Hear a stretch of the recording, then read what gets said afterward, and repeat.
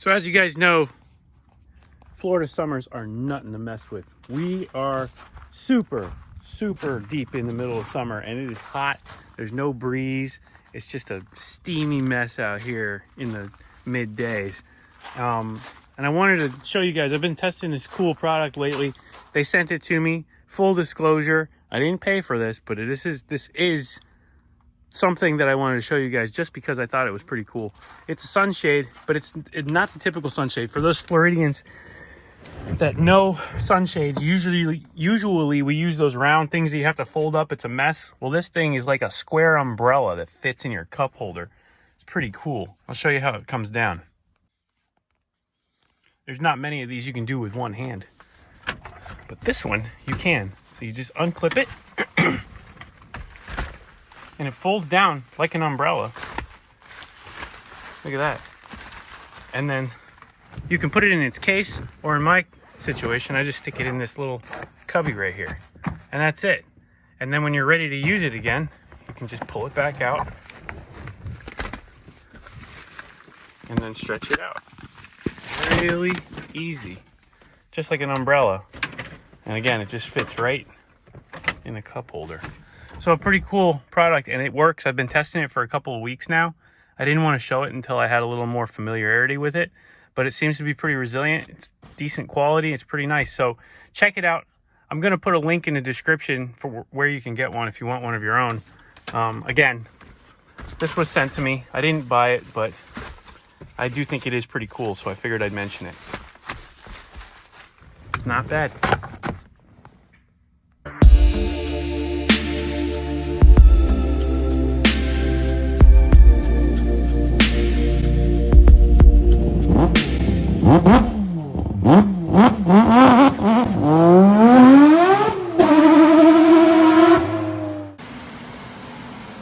All right, so today we're gonna do some jet ski stuff, but we'll get to that in a minute because we've got another project that was just finished that's on the dyno now. This awesome R33 Gtr. Check it out. So this car was brought to us to do some pretty extensive modification. We had the motor out. You saw Marcus, he pulled the motor. We did a whole bunch of upgrades, including all these good HKS goodies. Awesome piping, chamber kit, the whole nine. I love it, love it, love it. These filters are the same ones I have on Dusty. They're phenomenal, great filters. I want to try and get one on my jet ski. But you can see we've got a regulator, we've got the whole fuel system, HKS rail, everything, HKS blow-off valve, piping kit, intercooler, everything's on this car that should be, and it looks spectacular. Look at that, huh? I love this finish too, it's really nice. This has a bunch of stuff. Long story short, we're tuning today E85. This is HKS cams,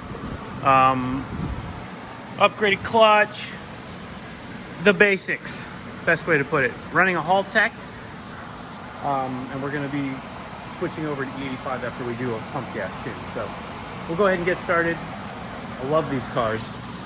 This one is really good. I love the exhaust on it too. It's got equal length front pipe and nice, beautiful exhaust. Look at that. All right, let's get to it.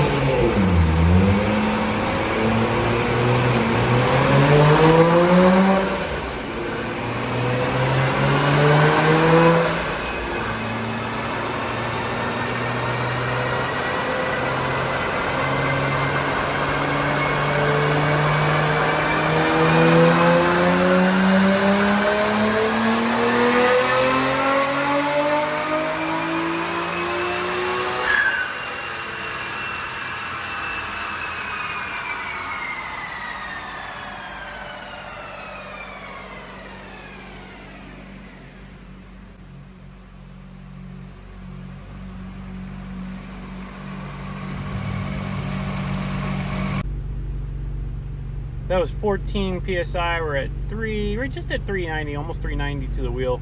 I think I think we can get 400. So I'm gonna go ahead and try for 400 on pump gas, and then we'll switch to E85 and see that extra. But the boost is set conservatively. This guy does not want a raging, crazy car, and I don't blame him. We don't want to push these turbos too hard, and I don't know how much wind they're gonna have anyway beyond this. But either way, we're gonna turn it up a little bit more. 400 on pump gas is a pretty healthy number, and I'd like to see like 430 on E85. So let's keep on going.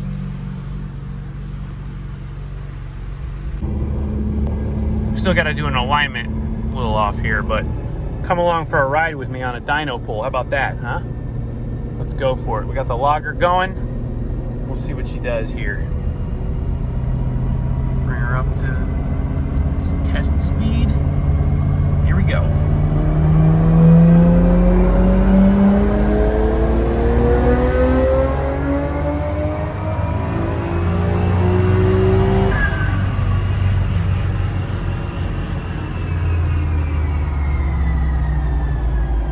Not bad, not bad. That looked pretty good. That was close to 400. Let's see what we hit.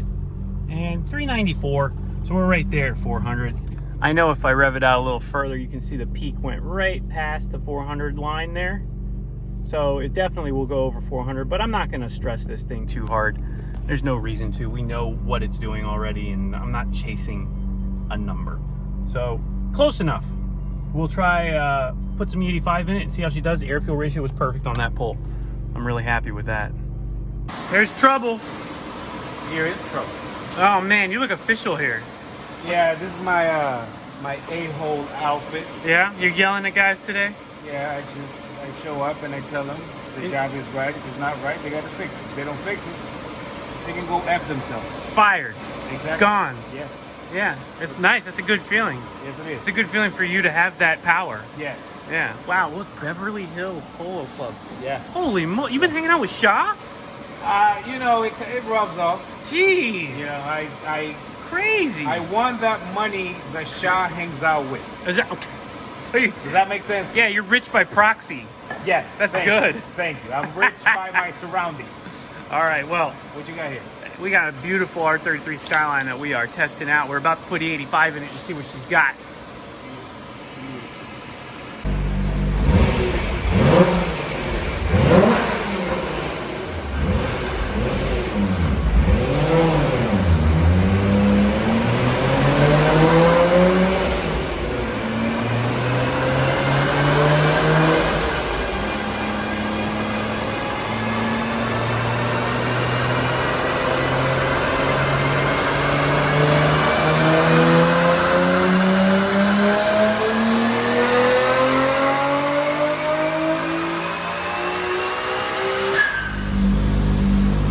So there we go. You can see gains on E85, pretty good. So 434 horsepower, not too shabby. We'll do a comparison between the two runs. You can see the pump gas line is here, the E85 line is up here. This is the same boost. We didn't increase boost at all in this run. Like I said, we're not pushing these turbos, but you can see the difference here. So 391 or 392 to 434. So a solid 40 horsepower. That's a good gain just from changing fuel types. And it's all the way up. So really nice. I like that. You should be really happy with this. Walt, enjoy the car. All right, so now back to the ski. Went ahead and installed the wideband controller. It plugs right into the CAN port on the Elite, which is in the factory location, in case you guys didn't see it in the other video. And then it connects directly to the O2 sensor via the controller, which is mounted nicely back here. So this controller now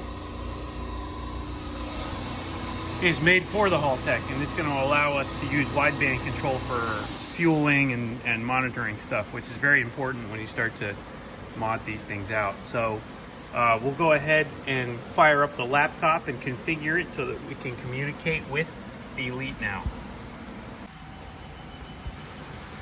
Here you can see we've connected to the HALTECH with the laptop, And you can see right now the AFR is not showing anything. So we're gonna go ahead and activate that. And now we're connected. The heating element is hot on this sucker. And we got a free air calibration, so you can see that it's actually registering now. And then when we install it, it's gonna go down in that plug right there. But I broke the stupid plug trying to get it out, so I'm gonna have to take out the exhaust and bring it to the machine shop. We'll get that put in on Friday. So in the next video, when we go to the water, we'll be able to actually fine tune this a little bit further. I've got it set up pretty rich right now as it is, just for safety. But we'll pull a little bit of fuel out of it. We'll get everything all adjusted properly with the wideband installed. So awesome, everything's working. The Elite, once again, the baddest little monster on the street right now for this ski. If you got one of these, get yourself an Elite. You won't be sorry.